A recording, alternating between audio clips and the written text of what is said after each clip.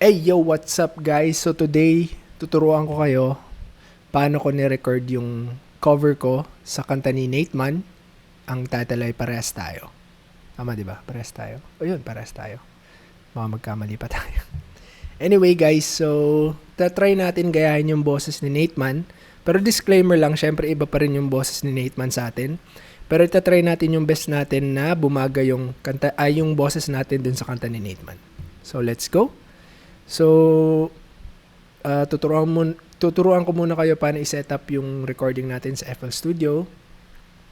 So, itong beat natin, i-drag lang natin dito sa ating, ano ba tawag dito? Timeline ba to? Ewan ko. Anyway, so, punta tayo dito sa options, audio settings. Ang pinipili ko dito guys ay itong FL Studio ASIO. Kasi pag ito yung pinili ko, pwede akong mag-play ng ibang music tulad sa YouTube. Pag itong iba kasi, hindi siya nagpi-play. So, yun. Tapos, yan, okay na yan, no? Tapos, yung beat natin, guys, double-click nyo siya. This time, nilagay ko siya sa track 2 dito. Dadrag nyo lang yan, guys. Yan, para pili kayo ng track number. Tapos, dito sa kung nasan yung beat natin sa track number 2 or insert 2, naglagay tayo ng auto key guys. Ito kasi guys, malalaman ng plugin na to kung anong song key nung beat natin. Para pag nag-auto-tune tayo mamaya, alam natin yung song key na pipiliin. Yan. So, nilagay natin dyan, sample natin. Beat muna natin to. So, yan. Ina-analyze niya. C major. Mali ata to ah. Teka lang ah. Mag-iiba yan. Ayan. Ito yung tama guys. Bale, minsan, hindi niya agad nakukuha yung song key. So, make sure nyo na i-play nyo ng medyo mas mahaba para ma-analyze nyo ng mabuti. So, ito yung tama guys. A minor. So, i-keep in mind natin yan mamaya. Sa mic naman natin guys, nilagay ko siya dito sa insert 1. So, yan. Tapos punta kayo dito sa right side ng screen. Dito guys. Tapos piliin nyo lang yung mic nyo dyan. For me, dito ako sa in 1. Yan. Mono. Laging naka-mono guys pag magre-record tayo. Panood ko lang din sa YouTube yan eh. Hehe. Tapos guys, nilagyan ko rin siya ng compressor para habang nagre-record ako guys, naka-compress na siya agad. So, pero mamaya sa post-process natin, dun sa editing part, mixing part, maglalagay ulit ako ng compressor. Pero para sa akin mas okay yung habang nagre-record ka, naka-compress na siya. So, pinili ko lang yung preset dito, Ben Fowler na mid-tempo vocal starter. Wala, trip ko lang piliin yan. Walang reason. So anyways, nag-record na ako. Blah, blah, blah. So ito na yung na-record natin. Ayan, ito. Ito part na to. This part. So, after mag-record, so yung na-record natin, nilagay natin sa track number 3. Ayan, dito guys. Lahat yan, naka-track number 3 yan lahat. Sorry guys, may sipon ako eh. So, ayan. Anyways, nasa track number 3 tayo. Andito lahat yung plugins na ginamit natin. So, first natin na plugin, syempre, auto-tune, ang favorite ng lahat. At ang hate ng karamihan. Ba't hindi ko mapindot? Hindi ko alam. Ito. So, gamit natin ay Auto-Tune Pro. So, ito guys ha. Yung, di ba kanina, dun sa beat natin, nalaman natin na yung song key niya ay A minor. Tama, di ba? A minor. Ayan o. Ay, nawala siya. Pero dyan kanina, di ba, A minor. So, dapat dun sa boses natin, guys, kasi tayo nag-record, naka-A minor din siya. Dapat, para kumapit yung auto-tune ng maayos. At hindi siya manginig. Kasi pag mali yan, pangit talaga yung tunog niyan. Tapos, guys, lagi akong naka-low mail since yung boses ko talaga ay medyo mababa na side. So, ito, nagdidepende yan kung ano yung natin. Yung type ng boses natin. Ako, low mail ako palagi eh. Tapos, pumili ako dito ng preset. Dito ako kay Baines. Baines pa dyan. Pronunciation yan. Tapos, since diba yung kanta ni Nateman, medyo may pagka-melodic rap siya. So, pumili ako ng preset na melodic rap. Tapos, heavy. Heavy yung pinili ko, guys. Ayan. So, pag pinindot nyo yan dyan, automatic yan, mag-adjust yan dito yung region speed, flex tune, natural vibrato, humanize. Ayan. Ayan na yung ano niya, fixed niya. Pero pwede nyo rin i-adjust yan, guys. Yan. So, ayan. Pakinggan natin na may auto-tune. Auto-tune lang muna, guys, ha. So, i-turn off natin tong ibang plugins.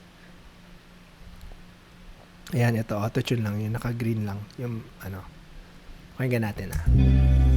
Parehas tayong malandi, titig malagkit. Di ka umiiwas pag yung labi padampi na. Yeah. Na. Yun. Ba? Okay siya, guys. Guys, ano pala? Importante pala na yung sa recording natin, syempre dapat as much as possible nasa tono tayo, guys. Kasi pag wala sa tono, guys, parang yung auto-tune niya, manginginig siya. Hindi siya masyadong kapit na kapit. So, pangit yung tunog. So, para sa akin, guys, talagang pag hindi siya nasa tamang tono, inuulit ko talaga yung recording. Minsan, guys, pinuputol-putol ko yung recording, eh. What I mean is, kunwari, nag-record ako ng, 2 times. Yan, na-record ko from dito hanggang, minsan nire-record ko yung buong song na, ng isang pasada. Tapos, magre-record ako ulit. Tapos, pipiliin ko dun, guys, yung pinakamagandang take. So, posible dito sa recording ko na to, iba-ibang takes yan, guys. Tapos, pinagsasama ko lang sila. So, baling, itong final ko na nandito, ito na yung pinakamagandang recording ko. Hindi ako yung isang pasada lang. Tapos, ayun na yung final ko. Kasi, more or less, parang hindi siya yung pinaka-perfect talaga. So, ang tip ko sa inyo ay, piliin nyo yung pinakamagandang takes nyo. Ganun din ginagawa ng mga professional artists, guys. Hindi ko sasabing professional ako, pero, ayun yung ginagawa nila. Siyempre, yung final product or final song nila, yun na yung pinaka-perfect. Yun. Okay, anyway, ang next natin, guys, sa mixing ng boses ay compressor ulit. So, ito, our compressor mono. Naka-mono yan, guys, kasi yung recording natin, naka-mono siya, di ba? So, pumili lang ulit ako ng preset dito kay Dave Pensado na smooth vocal. Siyempre, wala ulit akong reason. Pero maganda yung tunog, eh. So, yan na yung pinili ko. Yan, nakaset na yan dyan. Wala na akong binago ata dito, eh. Tapos, next natin, guys, ay EQ. Naka-preset ulit tayo, guys. Ayan, vocal. Yan, naka-ano na yan, nakaset na yan. Yan. Tapos, next ulit, isa ulit, compressor. Alam ko, compressor din to, guys, eh. Milit ulit ako ng preset dito. Ayan, good vocal. Ito yung maganda, guys, sa mga sa mga plugins minsan. May mga presets sila na pwede nyo lang piliin. Pili lang kayo dyan. Tapos, pakinggan muna natin. Muto kayo play, ha. Sige, hanggang dito muna. So, itong 4 na plugins na to yung naka-enable. So, pakinggan natin. Parehas tayong malandi. Ay, teka lang, guys. Patayin ko muna tong kasi dito guys yung iba kong effects, eh. Nakakapit na rin yan sa boses natin. So, i-off muna natin, guys, ha. So, posibleng humina yung boses natin, guys, kasi in-off muna natin, eh. Parehas tayong malandi, titig malagkit. So, itong 4 lang na to yung gumagana ngayon. Pag yung labi padampi na. Diba, guys? May term dito, eh, mas nagsisit yung boses natin sa beat. So, hindi masyadong malakas yung boses natin at hindi rin masyadong nag-overpower yung beat. Parang tamang timpla lang. At least for me, ayun yung feel ko. So, ang next sa plugins natin, guys, ay another EQ ulit ito. So, kadalasan guys, ang binabago ko dito, nagbo-boost ako dito sa low frequency. Ito, 100 Hz. Buboost ako dito. Hindi masyado, tama lang. Mga number 2 lang, nasa 2 lang. Tapos dito guys, sa high frequency, laging itong 5 tsaka 8 yung yung binuboost ko ng konti. Ito sa sa higher frequencies na tong 8 to 16 eh.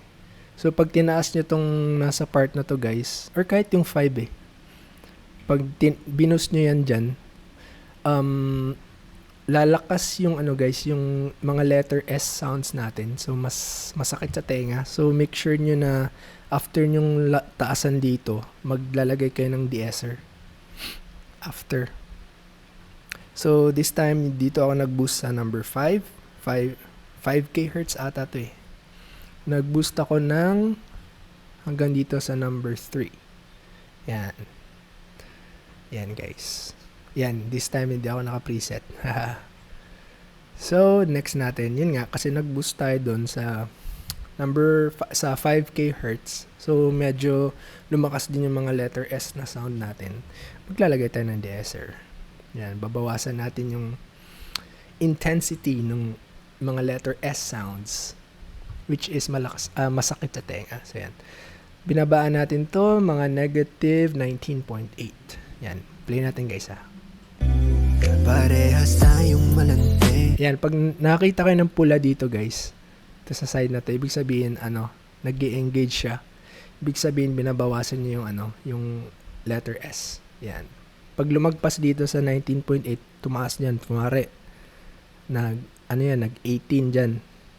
Babawasan niya guys. So, yan. Hirap pa explain. Parehas tayong malandi. Ayan, pag lumalagpas siya, diba? Pumupula dito. Di ka umiiwas pag yung labi padampi na. Yun. Tapos, after dyan, tapos na tayo dito sa mixing natin, naglagay naman tayo ng effects guys. So, yan, diba? Nasa insert 3 tayo or track number 3. Ito yung boses natin. Ngayon guys, isi-send natin yung boses natin dito sa mga effects na to guys. Meron ako effects sa insert 10, insert 11, insert 12, tsaka insert 13. Yan, i-on natin guys ha. Tapos, paano nyo gawin yan? So, pindutin nyo yung yung insert 3. Yan, pindutin nyo dyan. Yan. Tapos guys, pindutin nyo tong yung tawag dyan, up arrow na yan. Kuwari i-off ko muna. Yan. Yan. May effect tayo sa insert 10, di ba? So, pindutin natin insert 3, tapos pindutin natin to. Yan sa insert 10. Bam!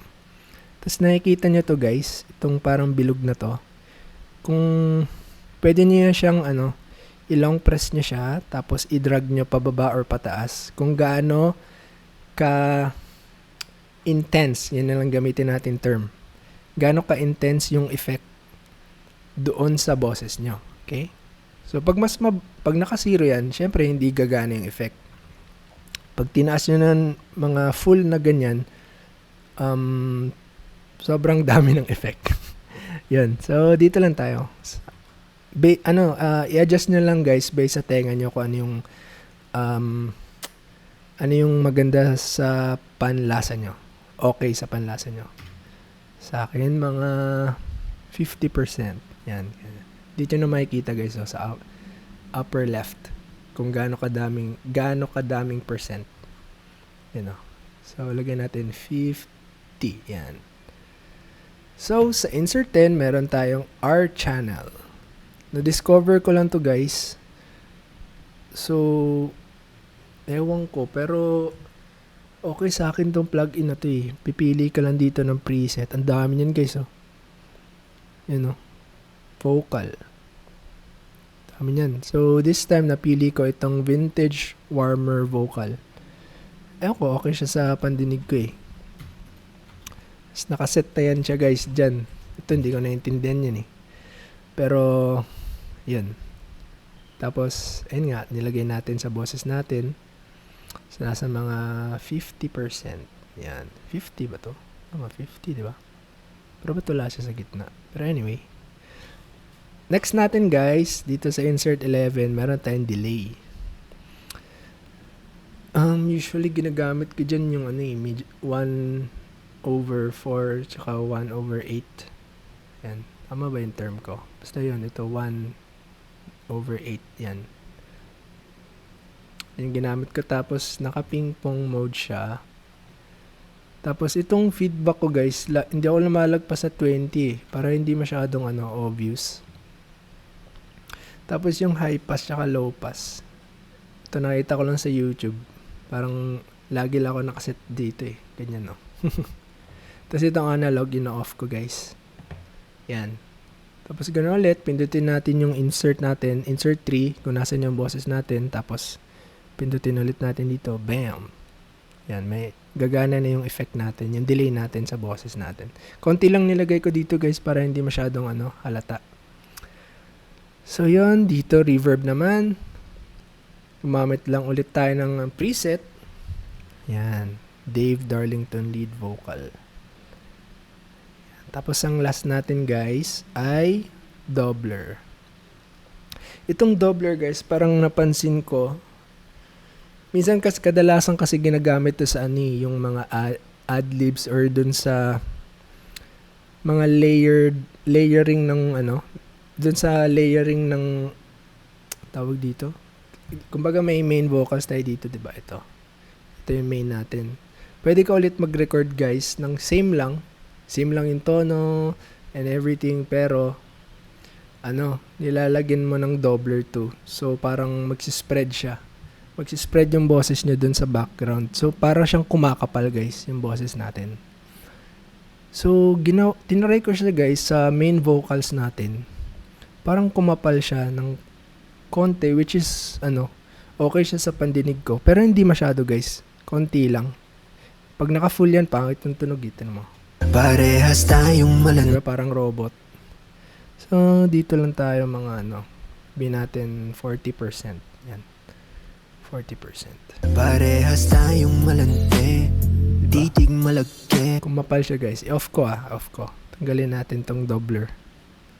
Parehas tayong malante, titig malagkit. Lagyan natin. Di ka umiiwas pag yung Diba parang kumapal siya ng konti guys. So buong buo yung boses natin. Ayun, na-discover ko. Yun. Tapos ayun na guys. Ganun lang. Ayun yung process ko. Ano pa ba? Ayun lang. So kung may tanong kayo, comment lang kayo dyan. Kung may gusto kayong yung gayahin ko na boses, comment lang din kayo. Yun lang. Sige, bye-bye.